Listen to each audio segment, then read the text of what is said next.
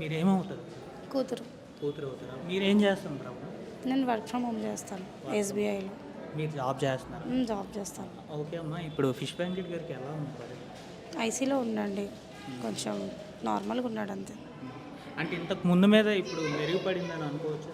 లేదండి, ఇంకా టైం పడుతుందండి. అంటే ఇంతవరకు ఎంత ఖర్చు అయింది? ఇప్పటివరకు 3 lakhs అయిందండి 1 weekలో. 1 వీక్లో 3 త్రీ lakhs. 3 lakhs అయింది. రోజుకి ఎంత అవుతుంది? 20,000 వరకు అవుతుందండి. ఇంతకు అంటే ఇంకా ఇకపైన ఎంత ఖర్చు అవుతుందని చెప్తున్నారు? కిడ్నీ వేయించుకుంటే మాత్రం 50 ఎక్కువనే అవుతుంది, ఇంకా ల్యాక్స్ మీదనే అది. 50 lakhs అవుతుందా? ఇంకెక్కువే అవ్వచ్చు. 5 years నుంచి షూటింగ్స్ చేయట్లేదు, ఇంట్లోనే ఉన్నాడు. చాలా పేషెంట్ అయ్యే ఉన్నాడు తను. సినీ ఇండస్ట్రీ నుంచి ఏమైనా ఇది వచ్చిందా? లేదండి. ఆర్థికంగా సాయం వచ్చిందా? లేదేం ప్రజల నుంచి ఏమైనా వచ్చిందమ్మా ఇంతవరకు? ప్రజల నుంచి వచ్చిందండి, బీజేపీ పార్టీ నుంచి వచ్చింది. ఇక్కడ బోడుప్పల్లో లోకల్ బీజేపీ పార్టీ, ప్లస్ ఇక్కడ సాయన్న అని చెప్పేసి జనసేన, ఈ అన్న నుంచి వచ్చిందండి మాకు. అంటే ఇప్పుడు ప్రజల నుంచి ఇప్పటిదాకా ఎంతవరకు వచ్చి ఉండొచ్చు అని అనుకుంటున్నారు? ఏమోనండి తెలియదు. అంటే నార్మల్గా వేస్తున్నారండి, 150, 500 అట్లా వేస్తున్నారు. 1 రూపీ వేసే వాళ్ళు కూడా ఉన్నారండి. దానివల్ల మాకు డాడీకి ఇంప్రూవ్ ఉండదు కదండి కిడ్నీకి. అయితే ఇప్పుడు డాక్టర్లు ఏం చెప్తున్నారమ్మా? ఇంకా కిడ్నీ వేయించాలి కంపల్సరీ అని చెప్తున్నారు, కానీ ఇప్పుడే కాదు, ఒక 1 month టైం తీసుకుంటున్నారు. 2-3 months వరకు అయితే హాస్పిటల్లోనే ఉండాలని చెప్తున్నారు. ఇంకా మెరుగుపడడానికి మొత్తం ఎన్ని ఇయర్స్ అంటే ఎన్ని మంత్స్ పట్టొచ్చు అని చెప్పి? 3 months compulsory. 3 months. 3 months. Okay. మీరు ఏం కోరుకుంటున్నారమ్మా? అంటే ప్రజల నుంచి అయినా ఏమైనా అంటే ఏం కోరుకుంటున్నారు? కిడ్నీ వేయించమనే కోరుతున్నామండి, ఇండస్ట్రీ నుంచి అయినా కానీ, గవర్నమెంట్ నుంచి అయినా కానీ. అంటే ఫ్యామిలీ నుంచి ఏమైనా సపోర్ట్ వచ్చిందమ్మా ఇప్పటిదాకా? ఏం లేదండి, ఫ్యామిలీ నుంచి ఏం లేదు. ఏం సపోర్ట్ లేదు. ఓకే అమ్మా. ఇప్పుడు గబ్బర్ సింగ్ లాంటి సినిమాల్లో నెక్స్ట్ పవన్ కళ్యాణ్ గారితో నటించారు, ప్రభాస్తో అందరితో నటించారు. వాళ్ళ నుంచి ఏమైనా స్పందన ఏమైనా వచ్చిందమ్మా? లేదండి, ఏం లేదండి. ఇప్పుడు ఫిష్ వెంకట్ గారు ఇప్పుడు పరిస్థితి ఇప్పుడు ఎలా ఉందమ్మా? చూడొచ్చా మనం? చూడొచ్చు వెళ్ళి. వెళ్దామా అమ్మ ఒకసారి? మీరు వెళ్ళండి. చూసి తీసుకోండి, ఎందుకంటే మళ్ళా చూసి ఏడుస్తాడు అట్లాంటివి ఉంటాయి. ఫస్ట్ ఫ్లోర్కి వెళ్ళండి, మీరు వెళ్ళి చూసుకోండి. నా పేరు ప్రకాష్ రెడ్డి అండి. నేను రిటైర్డ్ బ్యాంక్ ఎంప్లాయీని. నేను కొండాపూర్లో ఉంటాను. నిన్న ఈనాడులో ఈ వార్త చూశాను. నేను పెద్ద అభిమాని వెంకట్ గారికి. సో నేను ఏదైనా చేద్దాం మనము అని ఇట్లా వచ్చాను అనమాట. ఇప్పుడు వచ్చి నాకు చేతనైంది ఒక 5,000 రూపాయలు వాళ్ళ డాటర్కి ఇచ్చాను. ఇది మీరు ఇంకెవరికైనా చెప్పారు సార్ ఇలా సాయం చేద్దాం ఇలా ఇచ్చేద్దాం? ముందు నేను కలుద్దామని వచ్చాను. నేను ఇప్పుడు వెళ్ళినాక నేను చేస్తాను ఆ పని. ఓకే సార్, థ్యాంక్ యూ అన్న. ఇప్పుడే ఫిష్ వెంకట్ గారి దగ్గర రావడం జరిగింది. ఆయన పరిస్థితి ఎలా ఉందని మీరు చూసారా? అంటే మంచి లేదు, జల్దీ రికవరీ కావాలని అనుకుంటున్నాం. ఎందుకంటే చిన్నప్పటి నుంచి నేను చాలా చిన్నప్పటి నుంచి నేను సికింద్రాబాద్లో చూస్తుంటుండే. మన ప్రశాంత్ థియేటర్ దగ్గర ఆడ చాలాసార్లు చూసిన. అండ్ వాళ్ళ కొడుకు కూడా మన ఫ్రెండ్ అనమాట. సో అట్లా అని చెప్పి రావడం అనేది జరిగింది. ఆయన నుంచి మీరు ఏం కోరుకుంటున్నారన్న? ఆయన నుంచి అంటే ఆయన ఏంటంటే అందరు బ్లెస్ చేయండి. ఎందుకంటే మనకి ఎంతో నవ్వుపిస్తుంటారు, ఎన్నో సినిమాలు చేసారు.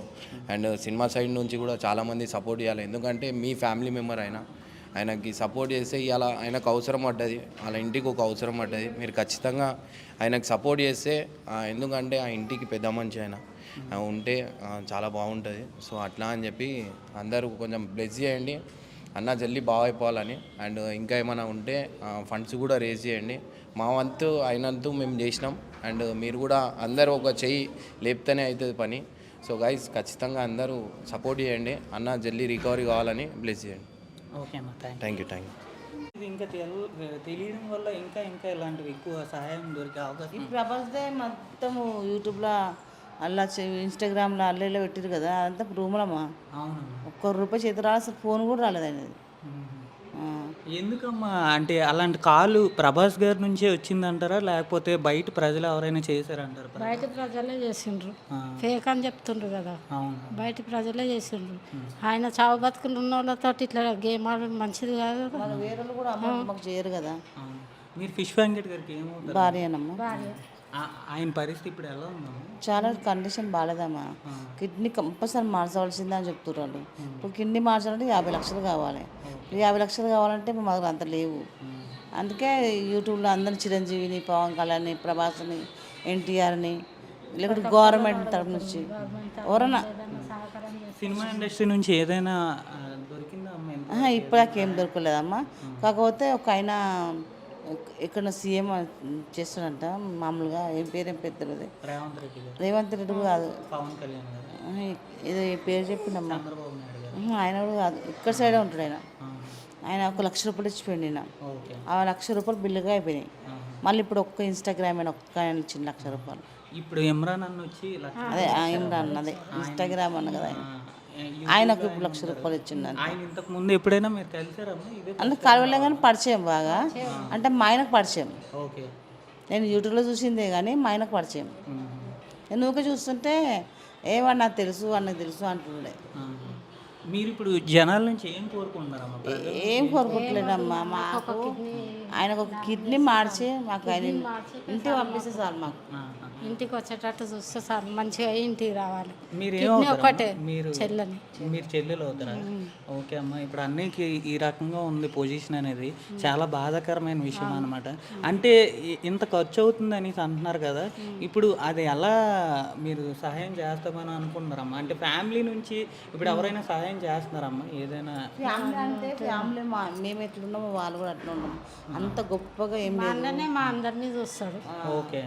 మేము అంతంత మాట ఉంటాము. మా అన్ననే హెల్ప్ చేస్తాడు. మా అన్ననే అందరికి, అక్క చెల్లెలు అన్నదమ్ములు అందరినీ చూసేటైనా ఆయననే అట్లా అయితే ఎట్లా మా పరిస్థితి.